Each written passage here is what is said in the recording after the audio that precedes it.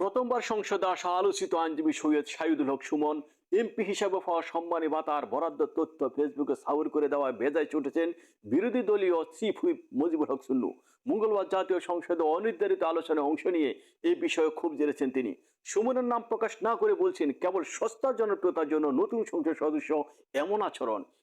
মানে স্পিকার, এই যে আরএসকিউটা পেয়েছেন, এই কথাতে বলছেন এই টাকা কি আমি পেয়েছি? আপনি মানে স্পিকার এমপি আপনি কি পেয়েছেন? মানে সংসদ নেতা প্রধানমন্ত্রী তিনি কি পেয়েছেন? এ বিষয়ে ব্যবস্থা নেওয়ার দাবি তুলেছেন তিনি। জাতীয় পার্টির এমপি সুন্নু বলেন, আমাদের হাউজের একজন সংসদ সদস্য, নামটা বলতে চায় না, তিনি নতুন নির্বাচিত হয়েছেন। তিনি ফেসবুকে যে বক্তব্য দিয়েছেন তারাইল করিমগঞ্জের মানুষের জন্য, যাদের কাছ থেকে উনি এমপি হয়ে আসছেন, যে এই তারাইল করিমগঞ্জের মানুষের কি কোনো অধিকার নাই যে চুন্নু সাহেব এমপি হিসাবে কত টাকা বরাদ্দ পান এটা জানার? মানে ওনার বক্তব্য ছিল যে কোনোভাবেই যেন আমি ফেসবুকে না জানাই যে কে কত টাকা পায়। যে বক্তব্য দিয়েছেন তাতে আমরা সবাই ভুক্তভোগী। ফেসবুকে স্বতন্ত্র সংসদ সদস্য ব্যারিস্টার সুমনের অনুসারী সংখ্যা 57 লাখ। সেখানে কি এমন লিখেছেন তিনি যে সুন্নু নিজেকে ভুক্তভোগী মনে হচ্ছে? সুন্নু বলেন, সুমন বলছে আপনারা জানেন এমপিরা কত টাকা বেতন পান, তারা তো বলে না, গোপন করেন। আগামী 5 বছরের জন্য কয়টা প্রকল্প করব তার নাম 5 বছরে 20 কোটি, এইবার বলেছেন 5 বছরের জন্য 25 কোটি টাকার প্রকল্প নাম দেওয়ার জন্য। মানে স্পিকার, আমি ক্লিয়ার বলতে চাই যে আগামী 5 বছরে আমরা কয়টা প্রকল্প করব নাম দিছি আমরা, টাকার সঙ্গে তো আমার কোনো সম্পর্ক নাই।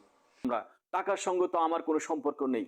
স্থানীয় সরকার বিভাগে জরিপ করে টেন্ডার করে তারপর বাস্তবায়ন করে, কিন্তু সংসদ সদস্য বলছেন আমরা 25 কোটি টাকা বরাদ্দ পেয়েছি। শুধু কিন্তু এইটা বিরোধী দলের চিফ হুইপ আমাদের চুন্নু সাহেব, মুজিবুল হক চুন্নু সাহেব, উনি স্পিকারের কাছে, আমাদের মাননীয় স্পিকারের কাছে উনি বিচার দিলেন।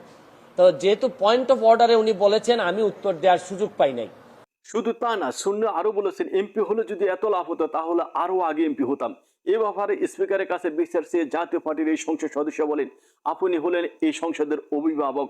আমাদের কোন সদস্য যদি এমন কোন কথা বলেন যে কথা প্রধানমন্ত্রী, স্পিকার সহ 349 জন এমপি সম্পর্কে ভুল বার্তা যাবে, তার সস্তা জনপ্রিয়তা অর্জন করার জন্য যদি এই ধরনের কথা ভুল বার্তা যায়, বিষয়টি আপনি দেখতে পারেন। আমরা এখানে অনেক কথা বলবো, বিতর্ক করব, এমন কথা বলার অধিকার নেই যাতে 349 এমপির ইজ্জত যাবে, তাদের সম্পর্কে মানুষের কাছে ভুল বার্তা যাবে। তাই অভিভাবক হিসাবে ওই সংসদ সদস্যকে ডেকে তাকে কি করবেন এটা ব্যবস্থা নেবেন।